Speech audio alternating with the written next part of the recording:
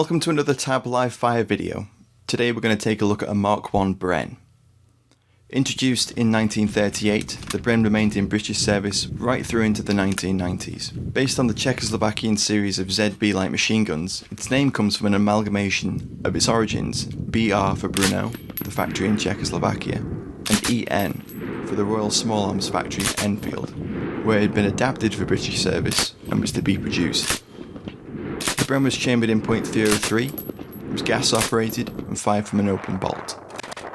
It fed from a 30-round top-mounted magazine.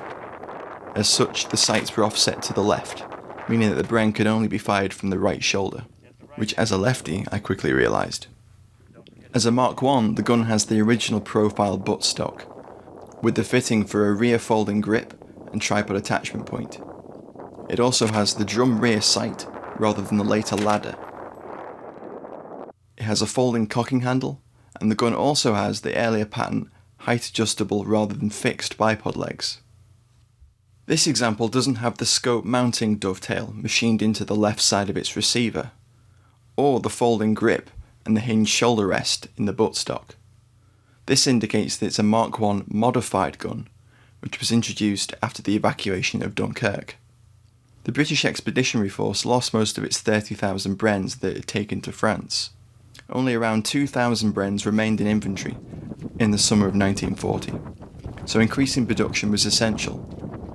As a result, the modified model and the even more simplified Mk2 were introduced, while at the same time the Beazle light machine gun was developed as an emergency alternative by BSA. Our earlier video on the Beazle is well worth checking out. The Mk1 modified was slightly simplified by skipping some of the less necessary machining steps, such as lightning cuts and the optic mount.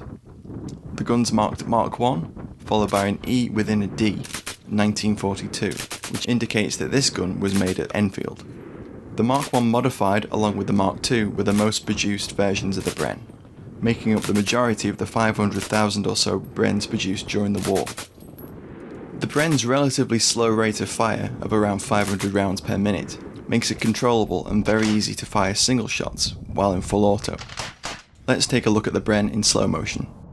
The Bren has a rocking recoil impulse as its heavy bolt moves back and forth. It's easily manageable if held tightly into the shoulder, with the offhand holding the wrist of the stock. The top-mounted magazine, when fully loaded, does have a tendency to want to fall to the side when firing from the bipod, but once you're used to this, it's not really an issue. The legend surrounding the accuracy of the Bren is certainly somewhat valid. At the time it was recognised as an accurate weapon, and I found it to be accurate for my short time behind the trigger. And I found the Mk1's rear sight aperture and drum adjustment easy to use. As we can see, the Bren's charging handle is non-reciprocating, and on the Mk1 it folds forward. And as it feeds from above, the Bren ejects its spent cases out the bottom of the receiver.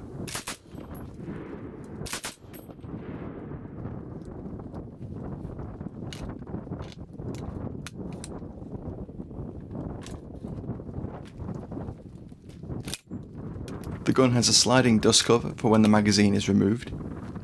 The Bren has a quick change barrel system. To remove the barrel, the release catch in front of the magazine is rotated upwards to unlock, and then the barrel is rotated 90 degrees clockwise by bringing the carrying handle up to the 12 o'clock position, and then sliding the barrel forward and out of the receiver. Our friend Mike over at Bloke on the Range has a couple of great videos on the Bren, and hopefully in the future we'll have some videos looking at the different versions of the Bren and the ZB. My thanks to Chuck over at Gun Lab for letting me put a few rounds through his Bren. It's a gun I've always wanted to fire. And thanks to you guys for watching. If you enjoyed the video, please share it with friends and help us grow the channel. If you enjoy our content, please consider supporting us over on Patreon. We have some cool new perks available. As always, thanks for watching, and I'll see you in the next one.